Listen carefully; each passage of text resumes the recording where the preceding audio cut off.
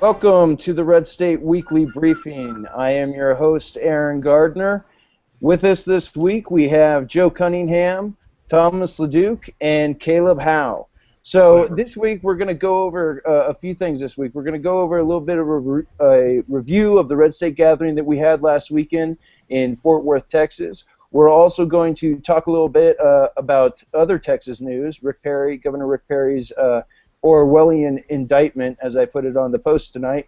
And we're also going to talk about the events occurring in Ferguson, Missouri. So right now, I want to go to Caleb first and talk to him a little bit about last week's Red State gathering and what he experienced there.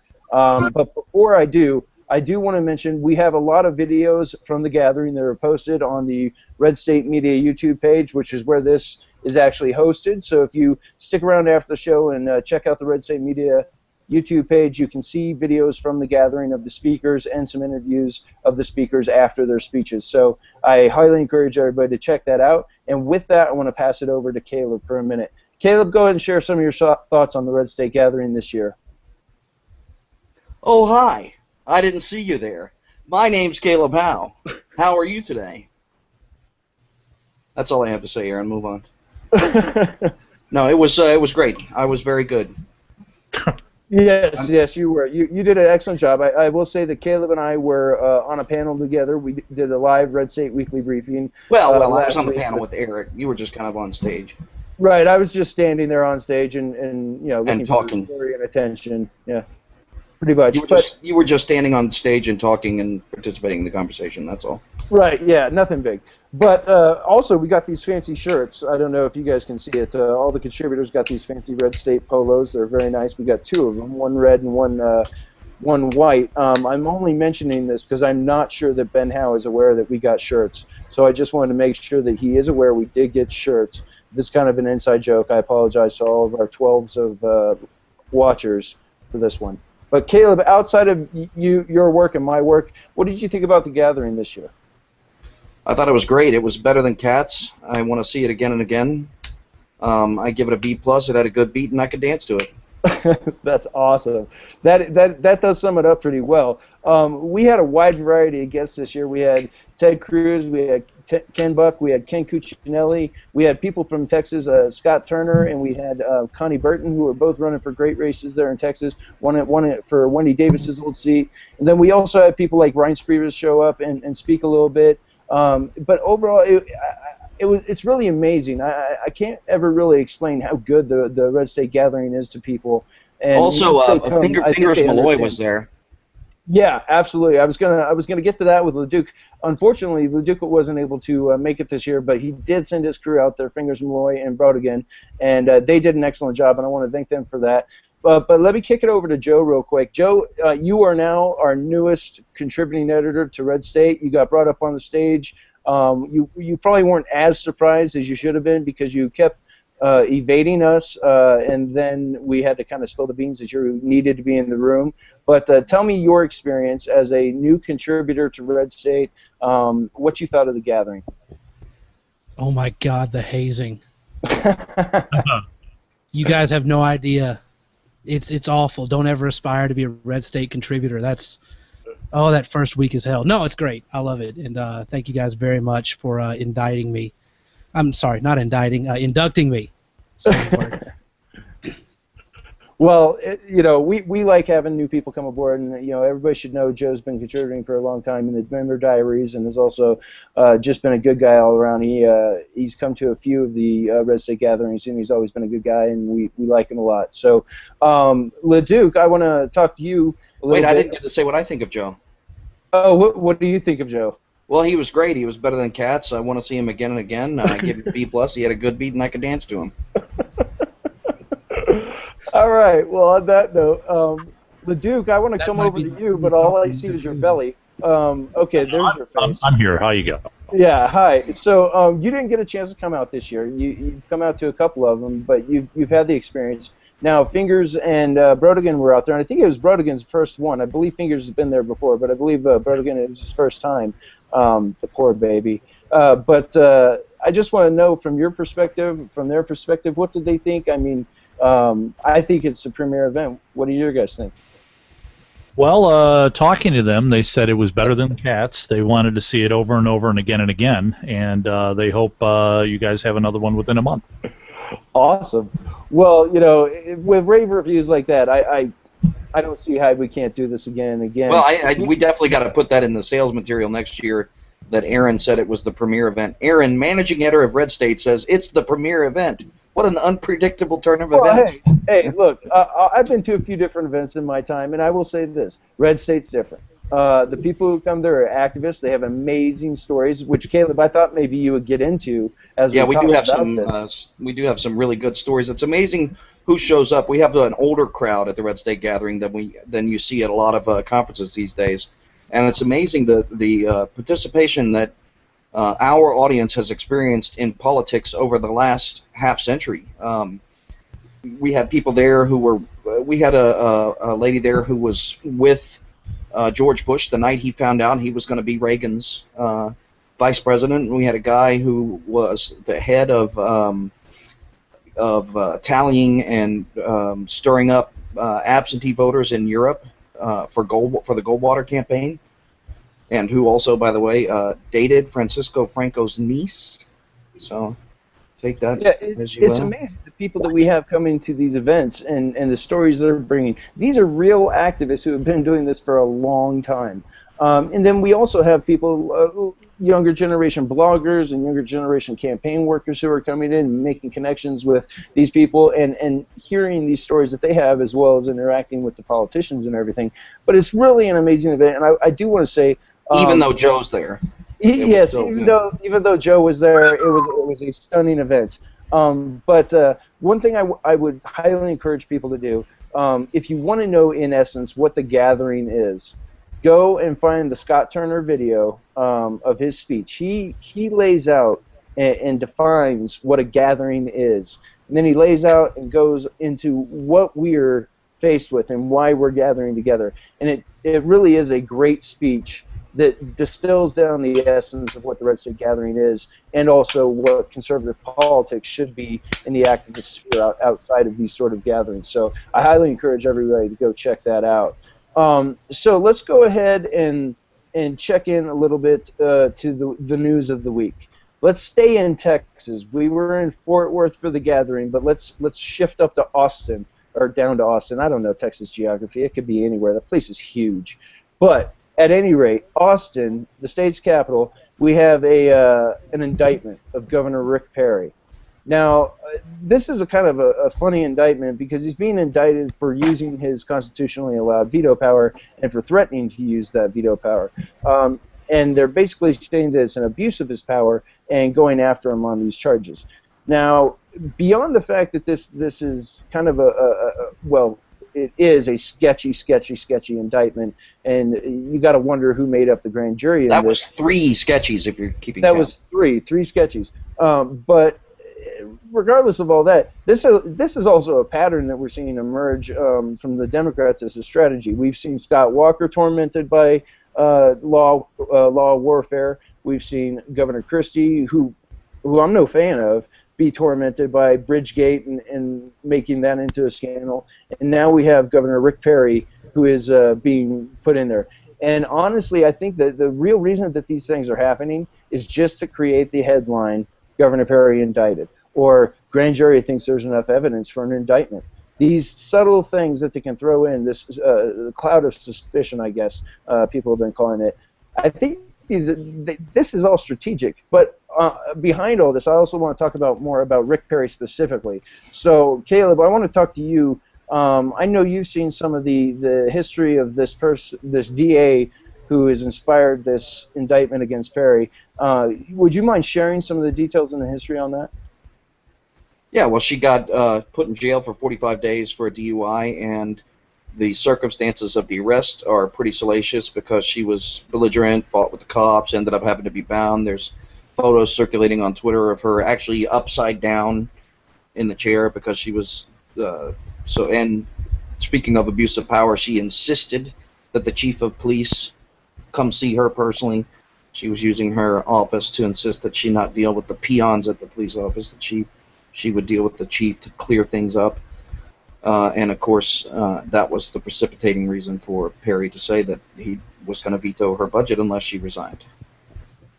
Right, and you know what's funny about this? You bring this up. The charges that are being laid against Rick Perry in this, to me, it's another episode of progressive Orwellian projection, because in essence, this person, this DA, Rosemary, she tried to use her power in a you know who I am, I'll get you fired type of deal. Tried to use her power to get out of a DUI, and tried to use it to coerce a public servant to let her out of a crime. That's the thing that the liberals on Twitter keep missing.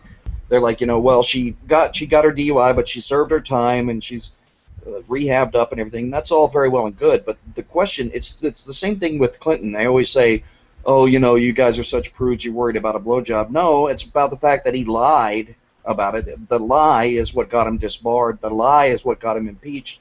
In this case, she's accusing him of abuse of power. She's on video abusing her own power. It's ridiculous, but it's insane. Try to distract.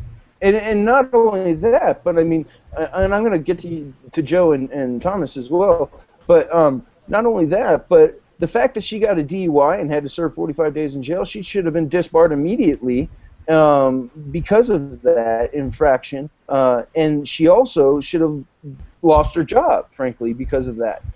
Because if she's disbarred, she can't really do what she's supposed to be doing. Well, I don't know if that's true because I am not a lawyer, IANAL.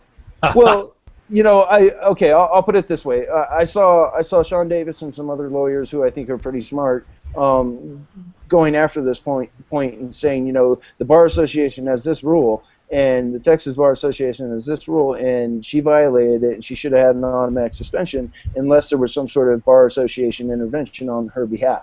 Now, there may have been some intervention on her behalf, I don't know, but to me, it seems like if the person who did this stuff should have resigned. She should have resigned. She said in the videos where she was drunk that this was the end of her career. For a drunk to say that, she's telling the truth. It is going to end her career, and it should end her career. And the fact that she didn't step down is why Rick Perry had to take the actions that he did with vetoing the budget for this public integrity unit. And that's the beauty of this. This is a public integrity unit. Okay? This is the unit that's like internal affairs as they're depicted on police shows, keeping everyone in line and making sure that everyone's being ethical and upfront and honest. And she's out there getting a DUI and then using her power to try and make sure that she doesn't get that DUI. And she's being very denigrating to the public servants who she works with and works for. So to me, it's just everything about this stuns me, and it's absolute projection on the part of Rosemary and the Democrats, the Texas Democrats, to try and make this into an indictment of Rick Perry. Well, it's not just her own hypocrisy, though. I mean, I was saying on Twitter that, remember, Lumberg's DUI while she was in office doesn't matter, but George Bush's, when he was 30 years old, was the biggest scandal ever. Do you remember how they were, when Bush was back in 2000? I know we're not supposed to remember that anything happened before the one was elected, but back in 2000, it was the biggest deal in the world that Bush had a DUI, 30 years prior. But hers is just a few months ago, and while she was in office, and they're like, oh, well, that doesn't really matter. So, well, yeah. And how come it's not good for the gander if it's good for the goose? Right, and I mean, we know that. I mean, Barack Obama has admitted to doing many things that other presidents have never admitted to doing. I don't think so, Aaron. No. No, I don't think so. You don't think he's admitted to doing anything? Nah. Okay. Well, hey, Joe, let me ask you real quick. Wake up. It looks like you're napping. But go ahead. You are napping? I'm not napping, no. I was reading let's see, the congressman from the 20th District of Texas, the 20th Congressional District of Texas, Joaquin Castro, said, for the sake of Texas, Governor Perry should resign following his indictments on counts involving abuse of office. I just want anybody who's listening who might be in that congressional district to take note that you have an excellent scholar of the law serving you. That's it. That's all I got. That's all you got. Okay. Well, Plus, he's named after a terrible person. I mean, seriously, Joaquin Castro. I mean, of all the people to be named after, Joaquin Phoenix? God. Exactly. I know. The Castro part's acceptable, but the rest, dear Lord. If I can just say one other thing, there is no image that came out of her actual arrest that isn't funny. Oh, that's definitely true. Every image in there, she looks absolutely hilarious. I mean, it couldn't have been, the fact that this wasn't made into multiple Saturday Night Live parody sketches is quite amazing in itself. But Thomas, let me bring you in. What do you think about this situation with Rick Perry's indictment? How do you think it'll shake out? I think it's horse crap. All right. That's the type of and that's the news from Michigan. Hey, you guys have covered it. I mean, this is absolute horse crap. This woman. I mean, yeah, that's the real question: is the indictment, right, Leduc? It's the indictment is crap. It's total crap, and that there's not a level of shame that this woman could achieve that she would willingly step aside. I mean, honestly, I understand you got dealt a bad hand in life, evidently, or something, whatever the case is, but that this happened, this was going to get out. She knew that if she went forward with this, I mean, the right was going to rise up and just mock the hell out of her. So there's just no level of scandal that you'd say, you know what? I mean, what you got to find the video of her stabbing, someone in the head, and then going, well, maybe I crossed the line finally. Right. Honestly. Right, but I mean, even that's not. I mean, what really gets me is that when it comes down to it, the question isn't even whether or not what she did was terrible, because it's his discretion, it's his veto, it's his constitutional authority to use it, and he is certainly within his rights to say, I'm going to use it unless blank. The indictment is just, it's ridiculous on its face, on the merits. Even David Axelrod said so, for God's sake, and he can barely talk. Well, regardless of the indictment being horrible, I mean, it's often been said, a good lawyer can indict a ham sandwich. But the question isn't whether or not, for me, whether or not it's BS. It's what damage is it going to do, or what positive effect could it have for Rick Perry in the future? I mean, obviously these things, he's going to get sued, and everything's going to be handled by the government as far as providing representation and all of that. But outside of that, he has aspirations for 2016. I think we all can agree to that. And how does it affect that? Is it a bump in the end for him, or is it a long, grueling process? Do the primary opponents use it against him? What do you guys think, Leduc? The guy's going to be a rock star because of this, a bigger rock star because of this, because everyone knows it's BS. And the minute this gets thrown out, or whatever the technical legal process is, he's going to do a victory lap. And I don't know how anybody, if he is running for president, how anybody that would be running for the Republican nomination could use this against him, because it would just, you'd be throwing people at him saying, well, you knew this is BS, why would you even bring this up? I mean, it's a pain in the butt. Well, having experienced 2012, I'd say that something being BS doesn't mean that the mainstream media won't run with it. Even the Republican mainstream media, like Jen Rubin. No. Oh, jeez, poor Jen. No, I understand that part of it, but with the activists and everything, that might have been a little bit on. I supported Perry in 2012, and I never threw my support behind anybody else after, because it was like, okay, this was my guy. It fell apart quick. Kind of sucked. But there are going to be a lot of people probably looking towards a governor. This is going to be embarrassing for him, to get a mug shot and everything and such. But, this looks like, if it's total BS like I think it is, and I think everybody here agrees, it's going to get thrown out, and he'll probably get some mileage out of it. Joe, what do you think? I think given his reaction and the way he's handled it so far, you can tell he's learned a lot from 2012, and that going into 2016 gives him a little more favorable odds than he had last time. Okay, and Caleb, what about you? Where do you think this puts it horse race-wise on the GOP? I think it's a net negative for him. I think it'll be bad for him in 2016. It's unfortunate, and it shouldn't be the case, but I do think it's going to hurt him. I think that they're going to run with it, and a lot of low-information voters are going to buy in. Okay. Now, I'm not sure how this shakes out. I mean, I think it could go one of two ways. It could either give him a bump and put him as the front runner going into the 2016 primary, if it's handled well and doesn't get too many people backing off from supporting him.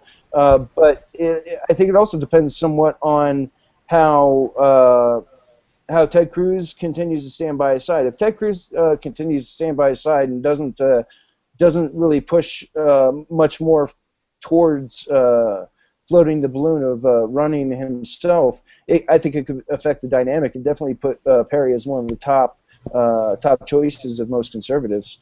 Does anybody want to dispute that? No. I got nothing. No, I accidentally muted Caleb, and I can't unmute him. Oh, well, Caleb, unmute yourself, buddy. Caleb doesn't know how to unmute himself, unfortunately, so we're going to have to figure this out. Cats right now. He's talking about cats. It's got a great beat. You can dance he loves all that. And then you mix it? Oh, this is great. This is great. This is live. And that's what I think about it. It's just with a spoon. Always with the spoon. And that is Caleb Howe. That is Caleb Howe right there for you. So we're ways into the show tonight, and I want to get into this Ferguson thing because I think there's multiple issues that we should be talking about here with regards to Ferguson. I don't think it's an easy discussion to approach because there are a lot of different dynamics in it that people will have a hard time grasping. Anything that has more than a right or wrong, black or white answer. So, and there I went. I just injected race into the whole thing. I know. It's awful. But I want to start out by saying there's a lot of stuff we still don't know about what happened in Ferguson, Missouri. From my perspective, from what I've seen, I think that the police force probably needs to train their officers a little better and figure out why these sort of things occur. And also, I think they ought to take some of the money that they've been investing in militarized weapons and go ahead and take that and put it into dash cams and maybe life cams for officers, so we could actually have a real record of what occurs on the streets, with these officers. So one of the other things I want to say, though, is that rioting and looting, it's almost never acceptable. Except in the most extreme circumstances. Almost never. Looting and rioting are different things. Looting should never be acceptable. Right. Looting is never acceptable unless we're talking about end of the world zombie apocalypse. Then, you do what you got to do. But outside of the zombie apocalypse. Hey, the zombie apocalypse changes you, man. It just changes you. All right. Every time.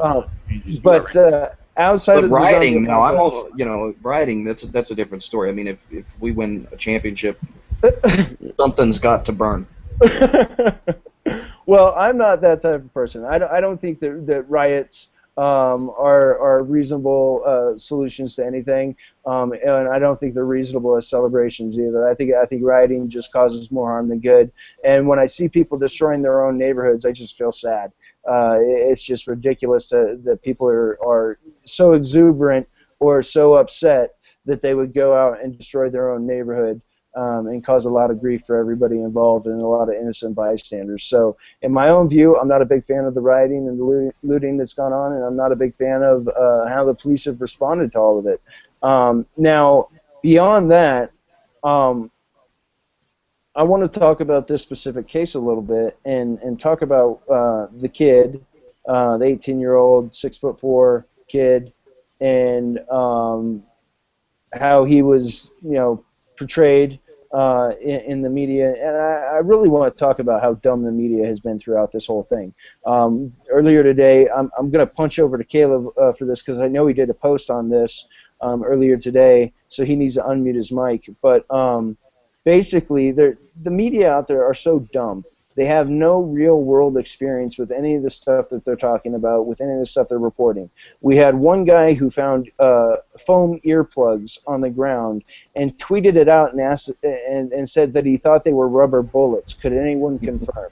Now, this is it's so stupid. In response, I tweeted out a picture of a little toy paratrooper and said, airborne brigades now landing in Ferguson. Can anyone confirm? It's just amazing how stupid these people are. And Caleb, let me pass it over to you for a minute, and because I know you wrote a post on this, and I just want you to share a little bit. So go for it. Yeah, I didn't actually write a post on that. I wrote a post about the I thought you wrote a post on it. Press conference last night. Oh, No. well, you sent over a post earlier. That press conference yesterday was, oh my dear Lord. No, not that one. The one last night that I stayed up until 4 a.m. to catch. Oh, that one. Okay. Yeah. The one with Governor Nixon at the church was the most surreal thing I've ever seen in my life. Yeah, that was a cluster. Press conference, yeah. Well, the one last night, one thing I thought was interesting was the very first question that Captain Johnson of the State Police fielded was from a reporter who said, yesterday at the press conference, you promised there would be no tear gas to enforce the curfew. And then now tonight you had to use tear gas. Do you think you made the right call? And he said, well, we had a shooting victim, so yeah, I think that the use of tear gas to go respond to a shooting was a proper use of force. But he kept emphasizing that wasn't a necessary part of enforcing the curfew. It was in response to a shooting call. But there's two problems with that. The first problem is that kind of subtlety is just not going to make it through the media noise. And second of all, they may not have needed tear gas to get to a shooting victim if people were obeying the curfew. So kind of was a response to the curfew that they needed the tear gas, if you look at it. But it wasn't to enforce people to obey the curfew. It was to get them out of the area where they were trying to respond to the shooting victim. But again, that's a subtle difference that I don't think a lot of people are going to appreciate. As far as the reporters and the left, look, we all know. We've all been to protests. We've all been tear gassed. We've all seen the Recreate 68 guys and the World Can't Wait and the World Trade Organization protesters and all of those people. They're professional grievance mongers, and they show up at every event where it seems like they could get arrested, because that's what they want to happen. They want to be arrested. They were in Denver in 2008. They were in St. Paul in 2008. They were in Tampa in 2012. They're going to be at the conventions in 2016, and they were there last night. And they've been there all week, disobeying the cops, inciting the crowds, and generally making trouble. And people ask, how do you know? Maybe it is the residents who are acting that way. Maybe the residents are acting out of order. I don't think that's the case, because I doubt that the residents are going out in the street holding Palestinian flags or effigies of George Bush. Okay, they're interested in, the legit protesters are interested in the particular case, this particular case of the shooting, whether or not it was justified, why the officer shot a kid, and I do agree that we call him a kid, from 30 feet away in the back. Why did this happen? And they're seeking answers from a police department that seems uncooperative and unwilling to share them. Those people are not going to waste their time advocating for leftist causes that have nothing to do with what's going on in Ferguson. So I definitely think that a lot of the trouble out there is these professional protesters. I think you're absolutely right. I mean, people who are showing up and protesting in front of the sheriff's office and police department and stuff like that, I think are probably a lot more legitimate than the people who are marching down the streets and looting stuff. I mean, it just kind of seems like that would be a given. But yeah, well, that's I don't mean to interrupt, but that's a good point. They interviewed on CNN a bunch of the business owners whose businesses have been looted, and by the way, they are not happy, and a lot of them have armed themselves. But even they, victims of what's happening, angry, defensive, even they say these are people we don't recognize. They came in the store all day during the day trying to price check items to see what was the most valuable, and then they came back later that night and they looted. These are not residents that they recognize. These are outside groups, outside people that are coming in from who knows where. Not just outside, anarchy groups and stuff like that, but also opportunists from in St. Louis who are driving over there because they see an opportunity to go get a free couple bucks. Right, and I think we also get a huge cultural problem here. I mean, the opportunists, the way Twitter works with getting information out, and sometimes misinformation is put out there purposefully in order to lead these efforts to instigate riots and looting and things like that. We got a real culture issue out there, and how we present things and how news is scooped up and pushed out. I'm just not sure how we fight against this, because it's not only just how news is presented, we also have the cultural issue of how police and citizens interact now.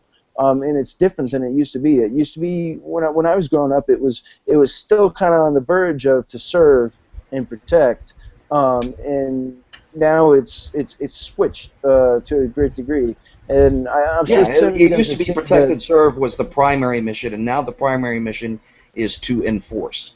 And that is different. It's taken the role of protector and turned it into the role of authority. And while a police officer is an authority figure, his primary goal should be a service to the community, not managing the community or punishing the community, but serving the community. And I think that is definitely lost in a lot of police departments. And part of it is this mentality, this ethos and mythos that build up around police departments, that they're in this war in America, and it's us versus them, and we're the guys in blue, and there's a thin blue line, and all, this mythology that they built up around themselves.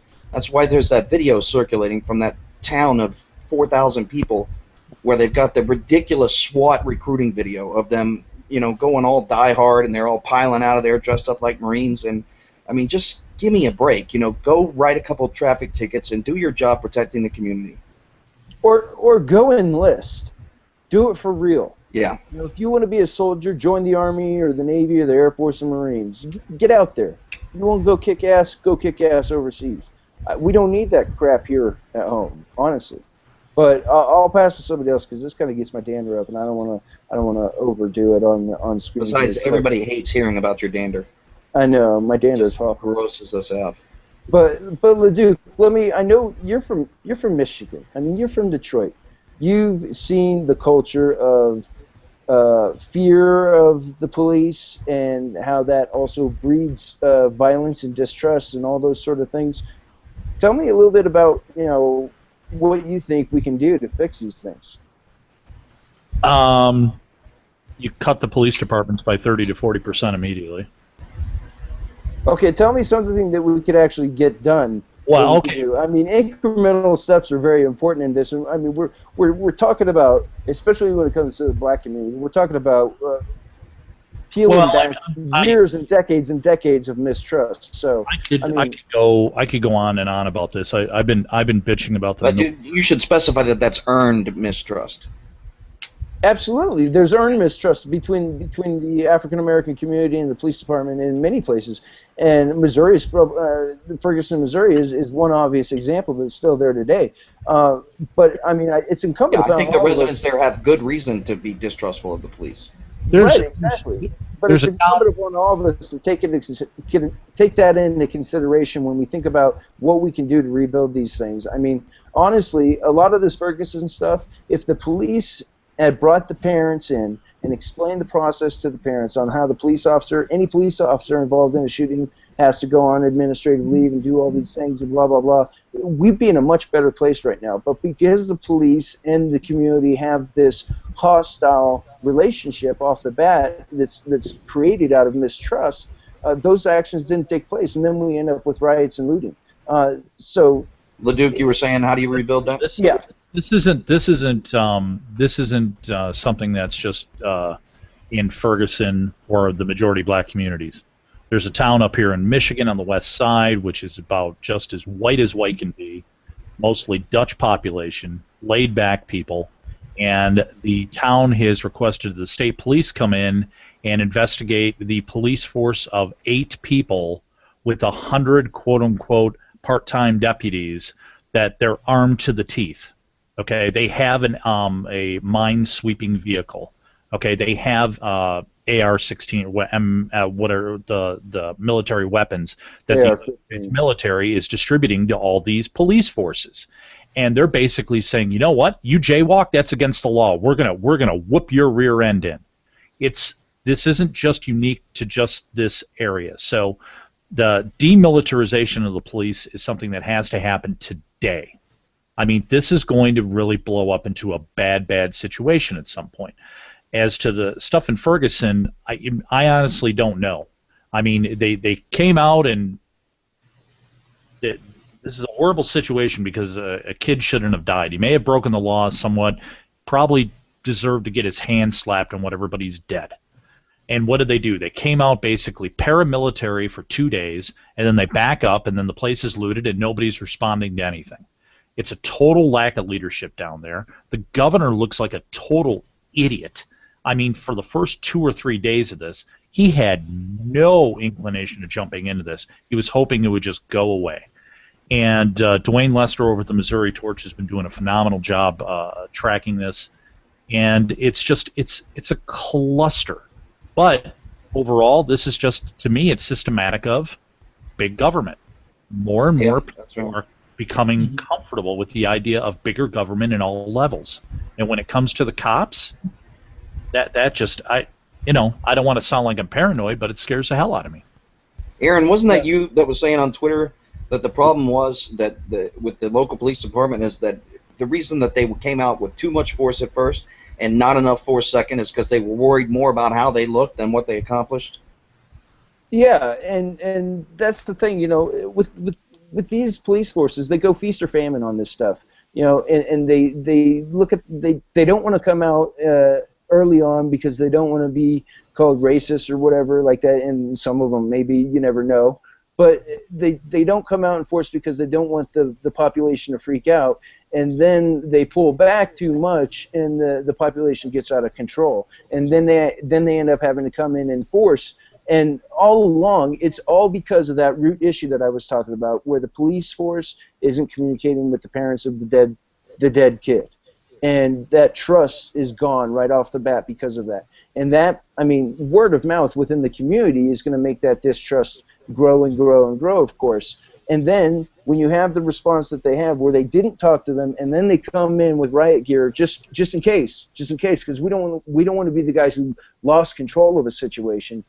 They end up losing control of the situation, and that's what we're effectively at now. And they were helped along by President Obama injecting himself into this, the constant injection of race into our daily lives, and whether or not that means something all the time in everything that you do. The injection of people like Al Sharpton and Jesse Jackson and all these other people who, for decades now, have ginned up this racial grievance between white people and black people who have long moved beyond slavery and really would rather just come together and share a beer and hang out. So it really upsets me that we're at this point because of lack of communication and opportunists taking advantage of that. I don't know if you guys have seen, to kind of bolster your point about this isn't really people from inside the community that are flooding in and raising hell. Sharpton and Jackson have been booed. Yeah, they've been booed quite a few times by the folks there. Yeah. Well, and from my understanding, Jackson got booed because he asked for money, basically, on stage. Yeah. Is that correct? Yeah, he did. Yeah, that was the report I saw. Is he asked for money and they just kind of booed him off the stage. Well, I mean, but how would you feel? I think people have to put themselves in the position of the people who knew this kid and his parents, because they know the man that he was becoming. They know the child that he was. They know a person who was in their life who's dead that shouldn't be dead. And that's what they want an answer to. And I don't think that there's any, you could say, let's wait for the autopsy, let's wait to find all the evidence. But from my perspective, it's hard to imagine a scenario where something comes out that I'm going to go, oh, well, now it's justified. To me, this sounds like a bad shoot. Yep. The kid should not be dead, and I don't see how they can possibly come up with any evidence to change that. Yep. And his parents want the answer to that. They want the answer to their son. When Sharpton comes in, and he tries to turn it into a larger issue, their kid gets lost. Their kid gets lost. They want him to be the focus. What happened to my boy? And the reason why their kid gets lost is because Jesse Jackson and Al Sharpton, they're bringing along a lot of luggage, and their names in certain circles are horrible. Whenever my mother hears about Reverend Al Sharpton, first words out of her mouth are Tawana Brawley. You know, and that will stick with her for her entire life. Now, I'm sure there's plenty of millennials out there who have no clue what I just said. Go look it up somewhere. I don't have time. To those in my age group who don't know what Aaron just said, go read a damn book. Exactly. Go ask Jeeves to watch Molly. I gotta take a little exception to that. If you're in Joe's age group and you haven't read a book that involves Al Sharpton, I'm probably going to give you a pass because I wouldn't either. Well, yeah, okay, but all I'm saying is they bring all this baggage with them to these events as well, and they just cause more mistrust from both sides. Now, one other thing I want to talk about here, and I want to get back to this because it's the media and their ignorance of situations that often inflame situations more than they should be. This guy who we've had a few things that have gone wrong here with the media. First, the entitlement nature of the media. They absolutely positively believe that even if the police are saying, look, for your own safety, you need to get out of here, that they can absolutely do whatever they want. I've had experience with the media. They're jerks. They don't get it. You have to move them and push them out of where they are if they don't want to move that space. So, you know, we had incidents where these media people were taken in. Now, do I think they probably needed to be taken in? Probably not. But were they probably being jerks that caused it to happen? Probably. So I have a hard time getting on the bandwagon and being supportive of these media people who are out there saying, "Oh, First Amendment, I have a right to talk about this stuff." Are these rubber bullets? These people have no credibility, and I don't think we should treat them with a lighter hand than the people of the community are being treated with. Well, I don't know if I totally agree with that. I mean, I don't. I don't agree with that at all. The media, I'm sorry, but the media today doesn't go into telling on his story in the first place. They're a bunch of junior high idiots who don't know what they're doing or what they're talking about. That's not the issue. You can say that he doesn't special access. You could say that so-and-so doesn't deserve to be treated as a journalist, and that's one thing. But it's a different thing to say that you don't think journalists should be treated different when they're on scene. They absolutely should be. If somebody from the local news station is there filming, they shouldn't be put in plastic zip ties the same as somebody who is rioting. I mean, well, but what I'm saying is if police are asking them to leave an area, they should follow that command. I mean, it's not difficult to do. Well, 90%. If a person is out there aggressively filming the cops, then that's a good thing for the people. That you're talking about that McDonald's that was evacuated. What was the reason for the evacuation? I don't even know, but if I hear a place is going to be evacuated, I'm going to leave. I would have had the exact same attitude. I would have been mouthing off to that cop and dragging my feet and filming with the camera right in his face. And if he took me in zip ties, I would feel like that meant I won. Well, you know, and that's fine, but I mean, I think that goes back to I don't think we should have an antagonistic view of the cops. I think it's unfortunate that we do. And I think it's unfortunate that the cops have helped. But that's not consistent with a conservative point of view of mistrust of government. Always treat authority with amount of. I understand the mistrust of government, but we also conservatism's also, you know, we follow certain rules and we go a certain way. We're not going to do it just. Citizen, yes, but if a person is a journalist out there filming something and a cop. Look, when that cop's telling you to get out of there, the likelihood that he's telling you to get out of there is because he doesn't want people to know what he's doing. And that's exactly the thing that people ought to know. It would not have killed them to take a minute and say, okay, look, rioters are 3 blocks down. They're heading this way. We need to get everybody out of there. No explanation. Just follow the law. Just follow the order. You're going to jail. That goes back to the militarization of police. That's right. Okay. They're walking in. I think you should be able to mouth off to cops, and I'm also not a big fan of this.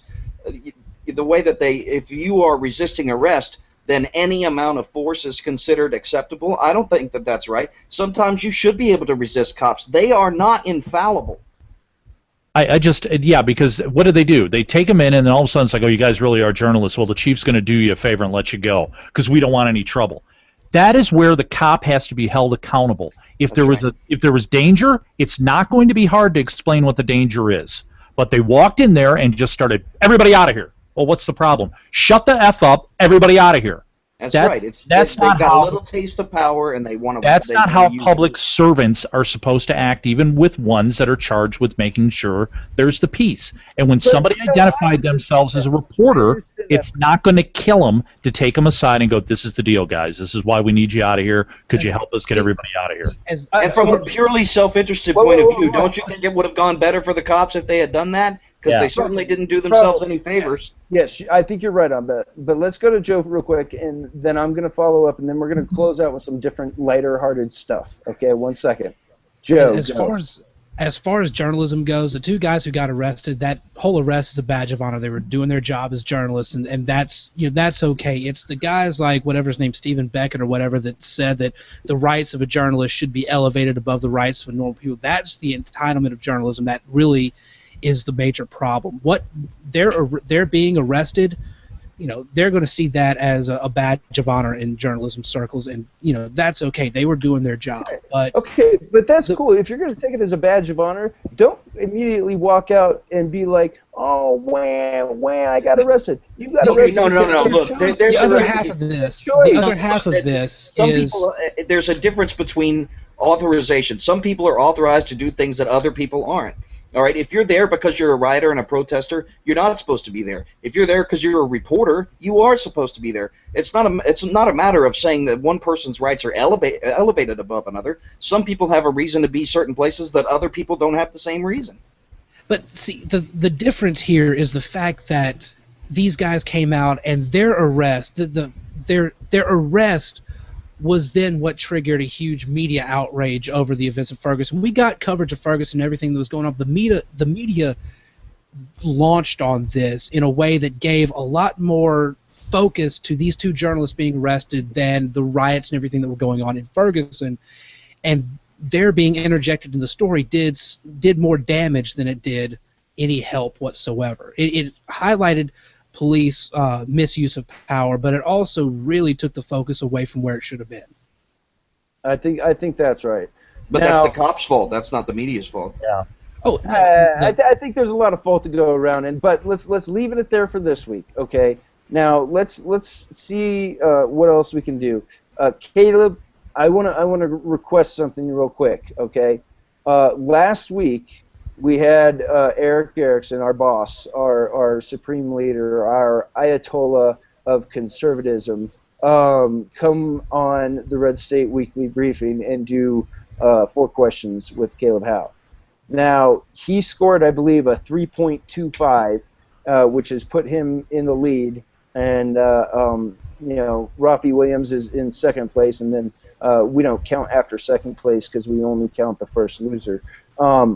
But well, you know that I deducted a point from Eric after we were off air. Oh, you did? Yeah, because we were out of town, so 1 point off. I'm not sure I can even allow that, but I'm gonna. So can we do an impromptu 4 questions? And it can be your choice. Choose anyone to ask any questions. No, we've already done 4 questions with everybody here. It's got to be somebody new. I don't think you've done 4 questions with me. I meant people. Oh, just people. Not subhuman cretins like myself? That's right. Okay. Not the moderator. Oh, come on. Moderator? Is that what I am? I prefer host. Host, whatever. Same thing. Okay. Well, then, have you done boss. that with The boss man. The boss. I am not the boss. Hey, maybe next week for a guest moderator we could have David Gregory. I heard he's got some time on his hands. Yeah, well, we should ask him for an investment in the show. I heard he got a healthy little kickback to leave, too. Oh, did he? Oh, that reminds me. I saw the funniest thing on Twitter. Somebody said, wow, a new, what the hell's the name of the show? Meet the Press, right? Yeah. Yeah. It's now, wow, a Meet the Press host from our generation. Boy, things are sure getting modern and young. And they're like, no, you just got old. We're now we're the Meet the Press generation. Oh. Sorry to break it to you, pal, but your reunion's coming up. Yeah. Absolutely. So, at any rate, let me ask a couple questions of everybody then. So, Joe. What? It's What? your first week as a contributor to Red State. You've done nothing yet. Why should I keep you on? I posted twice. Doesn't count. I didn't see it. Besides, there's a cat behind you. Yeah, that is an issue. It's a good cat. The Duke, you've never cat's posted actually a racist. RedState before. I'm sorry. Why not? Oh, I have posted at RedState before. Where? It was in a When? diary, I think, or something. When? Oh, a couple of That years. sounds like a fake story. Okay, a couple No, I years know. ago. I know what you know what the story was about.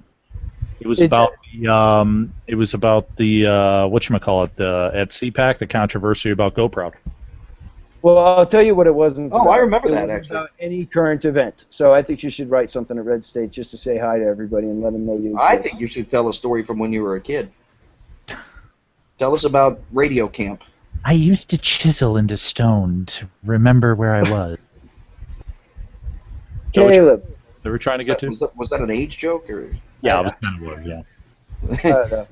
That's think okay. The joke speaks for itself. The fact that you thought that was a joke indicates how old you are. You know, for the first time in the existence of the Red State Weekly Briefing, I believe we actually ran through all of our content before our hour was up, which means we were actually getting a pretty smooth show going here until I kicked it over to Caleb to try and do an on-the-fly segment, which he was unable to do. So at this point, the hilarity is kind of lost. So I'm going to go back to Caleb. Give him 1 second chance to salvage this week's show with something funny.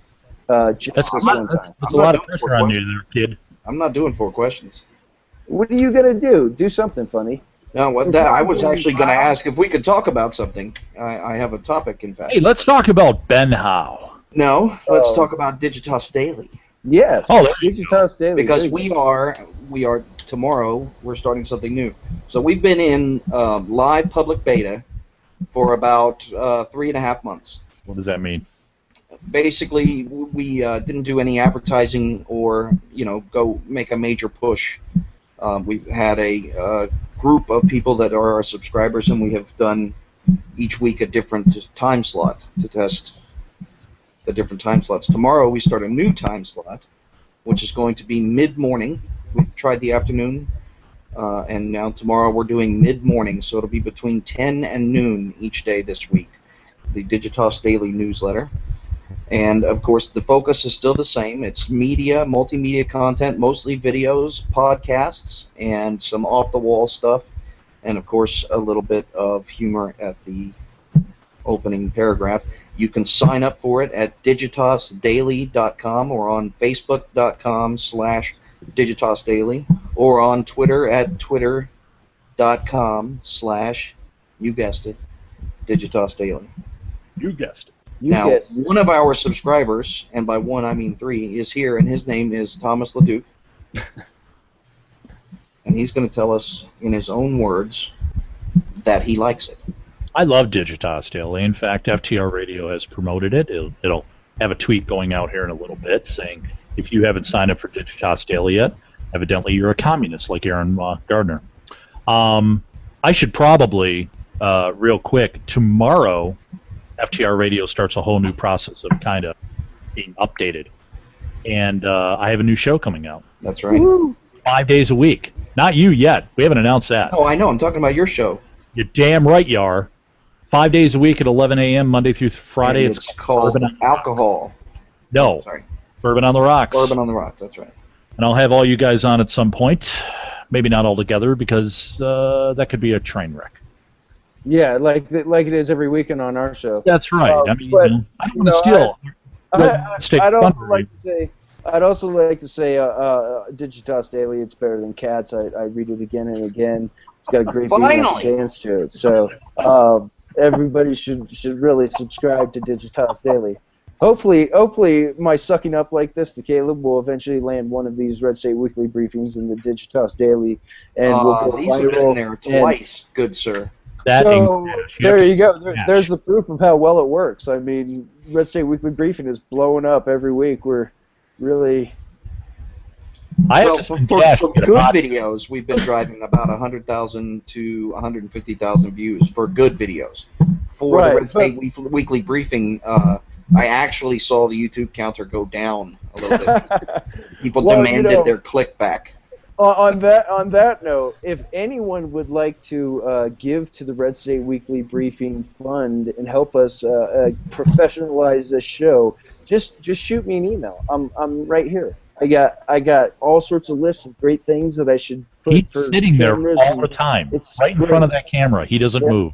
I He's don't just the move. part where you Yeah. Also, Aaron will I'm advocate good from a for tooth. any cause if you send him money. It does not matter what it is. What was that? I said Aaron will advocate for any cause if you send him That's money. It right. does not That's matter. right. George Yeah, it's true. Soros, he can get you to advocate for enemies. I got you covered. I know all the dirt on Red State. I can give it all to you. I'm pretty sure. All I need is $20 million to set this up right. Weren't you just last week? Weren't you pitching for North Korea? Yes. You know what, guys? It's not so bad there. It's not so bad. It's dark at night, but hey, you can see the stars. You know what I mean? Right. You know, you've never seen the sky like you see it when Lots you're of in people North are Korea. starving, but I'll tell you what, there's no fat chicks. You know what? That daily piece of rice is heavenly. I'll just tell you that. All right, it's great. You know, the annual birthday soy sauce you get, it's wonderful. So. You know, when it comes right down to it, getting eaten alive by dogs isn't so bad. It's a pretty exciting way to go. All right. Well, we are at 6 o'clock. That's the time on the wall right now, and so we got to wrap this up. I want to We thank use everybody Eastern for time coming. like the civilized world. What was that? We use Eastern time like the civilized world. Oh, I'm sorry. Yes, it's 8 o'clock. It's 8 o'clock on the East Coast, 6 o'clock here in Colorado where I am. So thank you guys for showing up this week. That's for the metric Weekly time. Briefing. And we will be here next week. Caleb and Leduc will definitely be I here. have not agreed to that. We'll probably kill Joe and leave his Fantastic. body somewhere in the desert. So Joe. yes, we'll put him in the swamps down Wow, when we that was get it, so. creepy. We want to thank you guys for coming. Come back next week, and we'll see you guys again. Thanks. Bye.